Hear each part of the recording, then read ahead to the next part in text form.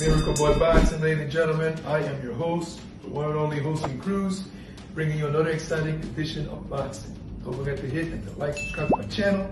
It's always greatly appreciated. Stay tuned.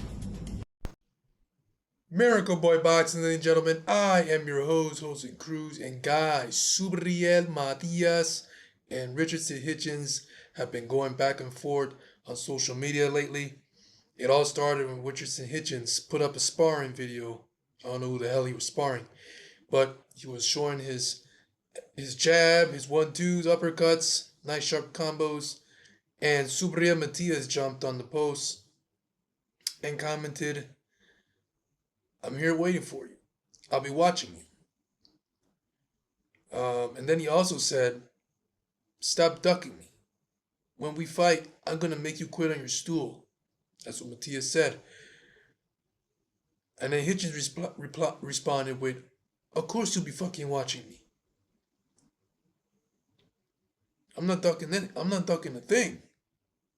And then earlier today, Richardson Hitchins said that he's waiting on Subriel Matias. Got the post right here. "I'm not vacating shit.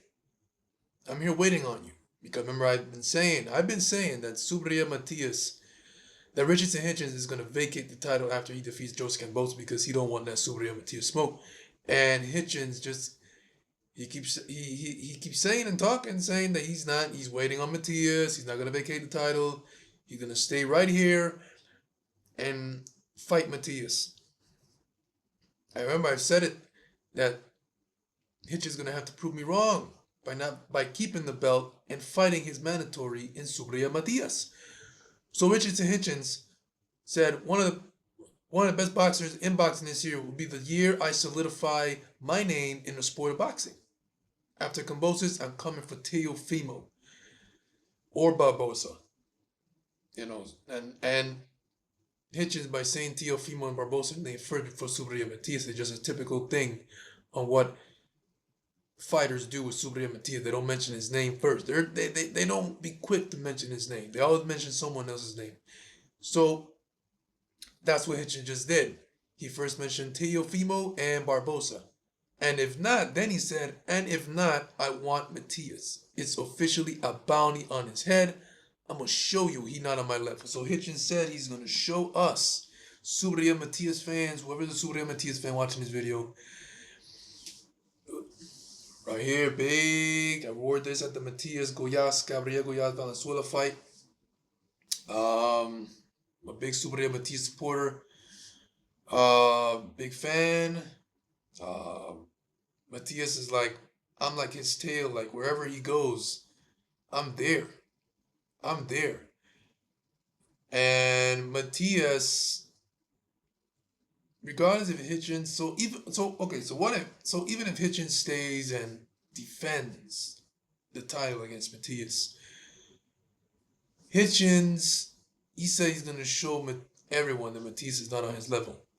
And if he can do that, that's very impressive, to outbox Matias with 12 rounds convincingly.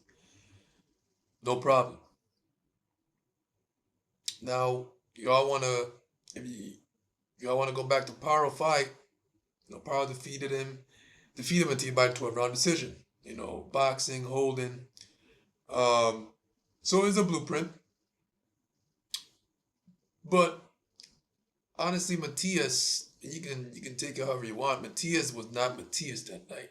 It is what it is. The 80 punches per round was not there.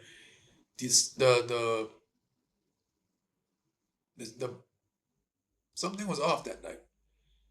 And Paro, even though he defeated Matias, it was not a awe-inspiring performance. It was not a breathtaking performance that said, "Wow, Matias really didn't belong in there with Paro." Paro destroyed Matias. It was not even close to destroying Matias. He just was able to hold Matias, got the better of Matias. Whatever version of Matias showed up, he took advantage of that, and Paro box held, and got the decision. It is what it is. In the rematch, I'm sure things will be different. But as for now, Hitchins and Matias are supposed to fight Next, right after Hitchins defeats Cambosis, because Matias is a mandatory. He earned that by beating Gabriel Goyas. Now, like what I was getting to is that Hitchins defending against Matias is a hard fight.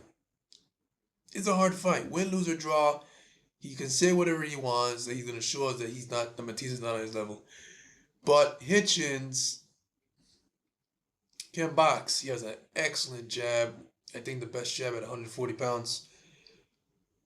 Um, but can he sustain the boxing for 12 rounds?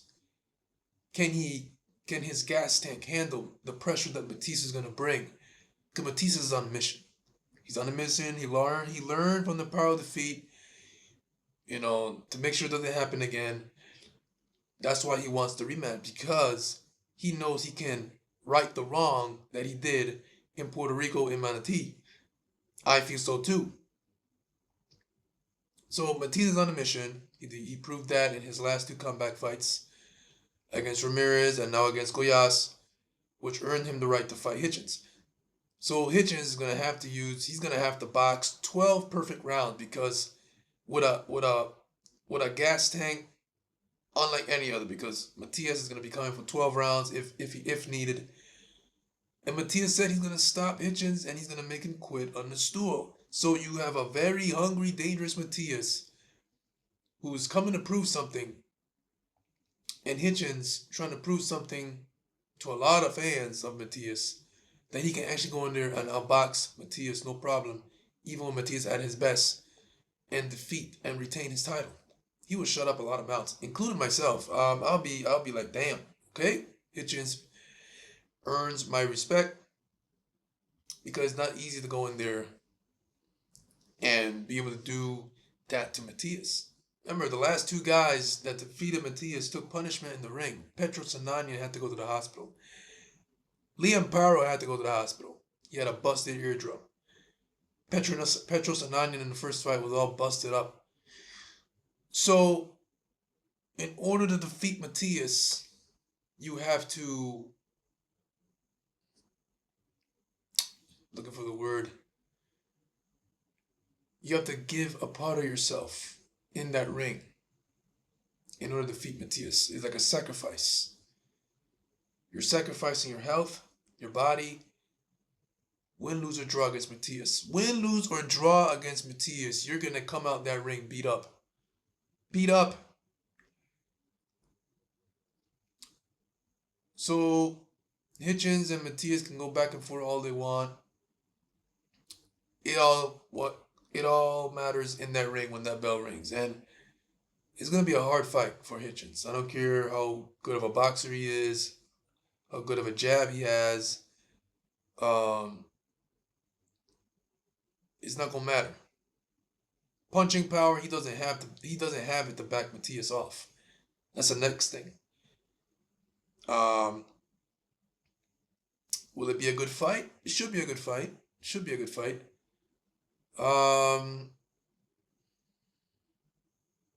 gonna be hard. Win, lose, or draw. If Hitchins pulls this off, it's not gonna be an easy fight.